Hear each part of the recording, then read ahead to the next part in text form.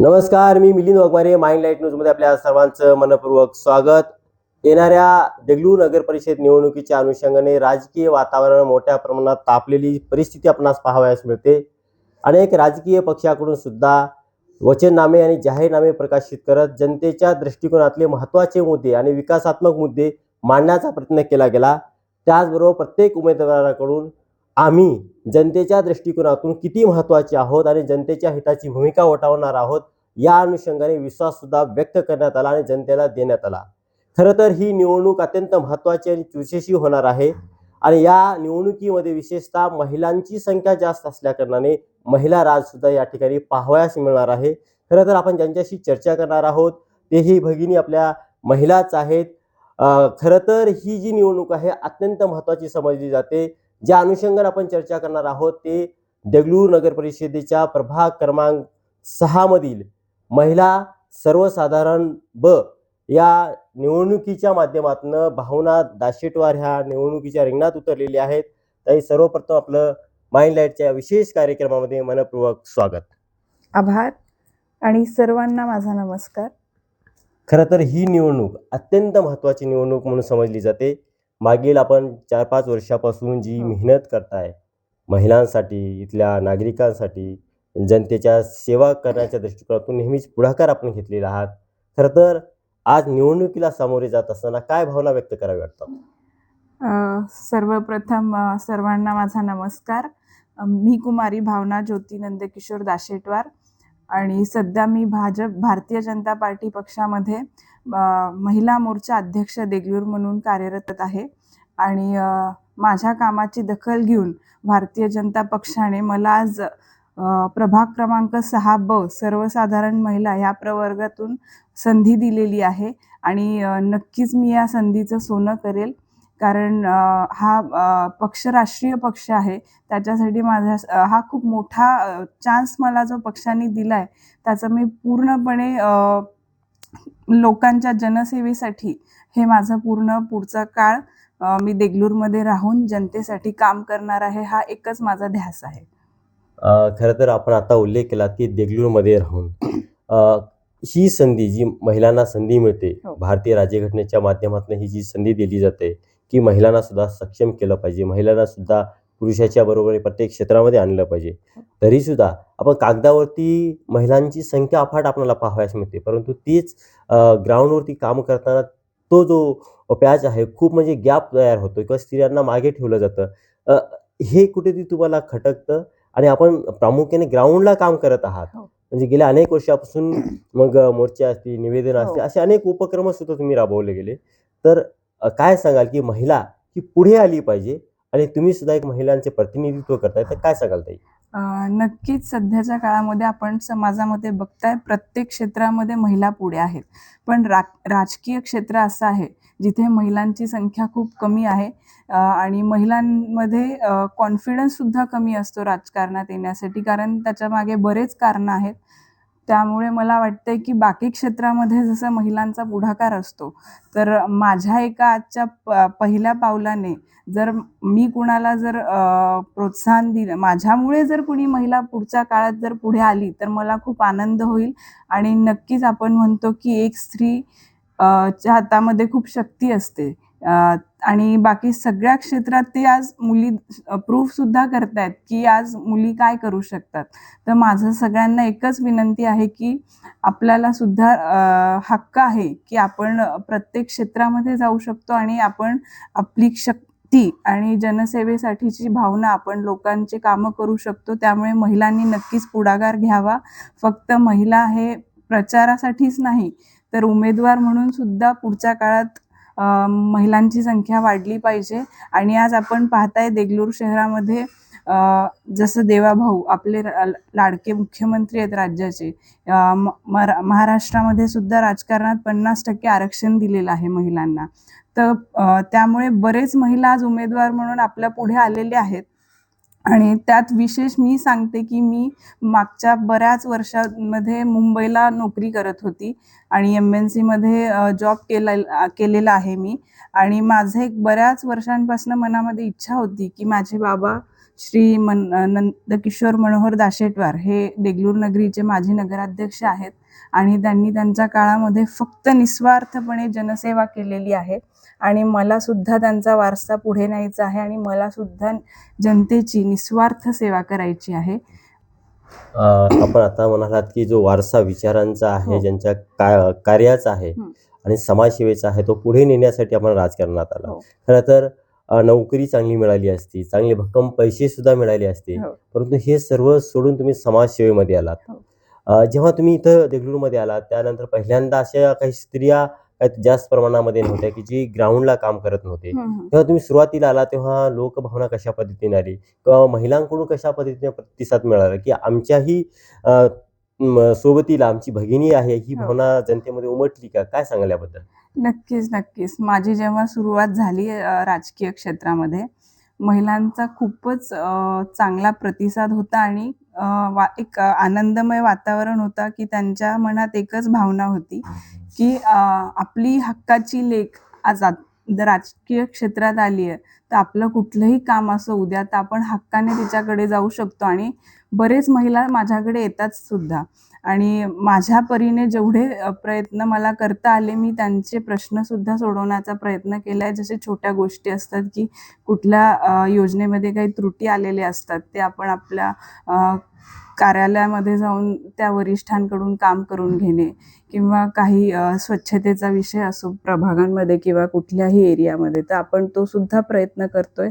त्यामुळे नक्कीच देगलूरच्या महिलांमध्ये भावना खूप चांगल्या आहेत. ह्या भावनासाठी खूप चांगल्या भावना आहेत. त्यामुळे मला विश्वास आहे की महिलांचा साथ मला असेल आणि ते खंबीरपणे माझ्यासोबत असतील पुढच्या काळात. आपण एक महिला म्हणून महिलांच्या उन्नतीसाठी किंवा सक्षमीकरणासाठी अशी काही अजेंडा आपल्याकडे आपण ठरवलेला आहात का? म्हणजे महिलांचे जे काही गृहोद्योग असतील किंवा बचत गट असतील, हो. या अनुषंगाने त्यांना पुढे नेणं किंवा शासकीय योजना मिळवून देण्यासाठी हो. आपण काय प्रयत्न करणार आहात ताई? नक्कीच. आज आपण पाहताय महाराष्ट्र शासनाकडे महिला बचत गटाचे असो वा भरपूर योजना आहेत महिलांसाठी. आपल्याला फक्त जागृतीकरण करण्याची गरज आहे. त्यांच्यापर्यंत माहिती देण्याची गरज आहे की ह्या योजना आहेत आणि तुम्ही ह्या योजनेचा लाभ घेऊ शकता. हे आधी महत्त्वाचं आहे की आपण मेसेज पोहोचवला पाहिजे. तर माझं पहिला माझं हेच असेल प्रयत्न की मी महिलांपर्यंत पोहोचवून जास्तीत जास्त त्यांना हा मेसेज पोहोचवण्याचं काम करेन की योजना आहेत, तुम्ही त्याचा लाभ घ्या आणि स्वावलंबी बना. हा माझा प्रयत्न नक्कीच असेल.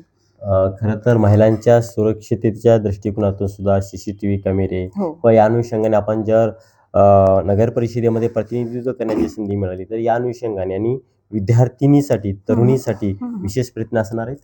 नक्कीच. मी सुद्धा काही वर्षांपूर्वी विद्यार्थिनी होते. त्यामुळे आत्तासुद्धा माझे बरेच शाळेमध्ये व्हिजिट्स असतात आणि त्यांचे प्रश्न जे आहेत ते मी जाणून घेतलेले आहेत आणि त्यासाठी माझा नक्कीच प्रयत्न असेल आणि CCTV सध्या तर काळाची गरजच आहे.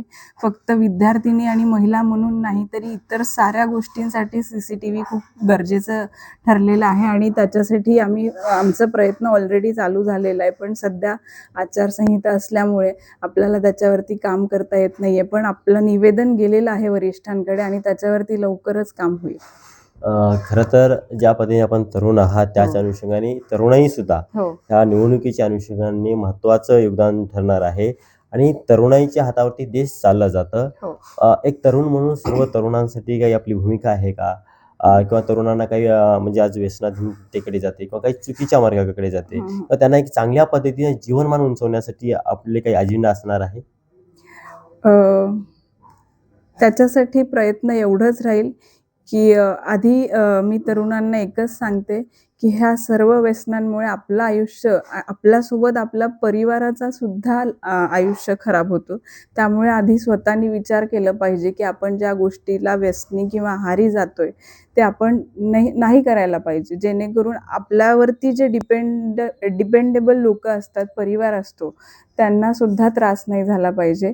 यासाठी मला माझ्या लेव्हलवरती जेवढे प्रयत्न आहेत, मी स्वतः त्यासाठी पाऊल उचलणार आहे. खरं तर एक लेक म्हणून, हो. एक बहीण म्हणून आणि एक सवंगडी म्हणून आपल्याकडे ही जनता पाहते. हो. तर कशा पद्धतीचा तुम्हाला प्रतिसाद मिळतो, काय सांगाल? मी आता मागील बऱ्याच वर्षापासून देगलूरमध्ये सामाजिक कार्यामध्ये आहे. बरेच सामाजिक कार्य किंवा आरोग्याचे जे पण योजना आहेत त्या सेवेमध्ये मी आहे. तर विशेष करून मी सांगते की महिलांमध्ये खूप चांगला प्रतिसाद आहे की त्यांना एक त्यांच्या हक्काची मुलगी मिळते की पुढे जाऊन काही प्रश्न असतील तर त्यांना माझ्याकडे येण्यासाठी विचार करावा लागणार नाही. ते हक्काने माझ्याकडे येतील. आणि बाकी तर वयाने मी लहान आहे, युवा आहे. त्यामुळे सगळे वरिष्ठ आहेत, सगळ्यांचा आशीर्वाद आहे. सगळे मला खूप काही सजेस्ट करतात. त्यानुसार मी दिवसेंदिवस माझ्या कामांमध्ये सुद्धा बदल आणत आहे. आणि नक्कीच सर्वांच्या आशीर्वादाने जर विजय मिळाला तर पुढील माझं पूर्ण आयुष्य फक्त देगलूरच्या जनतेच्या सेवेसाठी राहणार आहे. ताई, खरं तर आपण कागदोपत्री महिला दिसतात हो. राजकारणामध्ये. हो. तर तुम्ही याबद्दल काय सांगाल? कारण महिलांचे प्रश्न मांडण्यासाठी त्यांचे प्रतिनिधित्व करणारे न करता हो. जे स्वतः जी महिला निवडून आलेली आहे ती भूमिका वठवली पाहिजे, ज्यामुळे अनेक स्त्रियांना आधार मिळू शकतं. हो. तर आपण महिला म्हणून या संदर्भात काय सांगाल, काय व्यक्त कराल आपल्या भावना?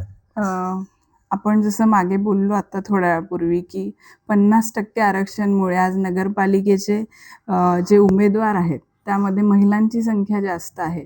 तर मी एवढंच म्हणेन की महिला नक्कीच सक्षम आहेत. त्यामुळे सक्षम महिलेला संधी द्या.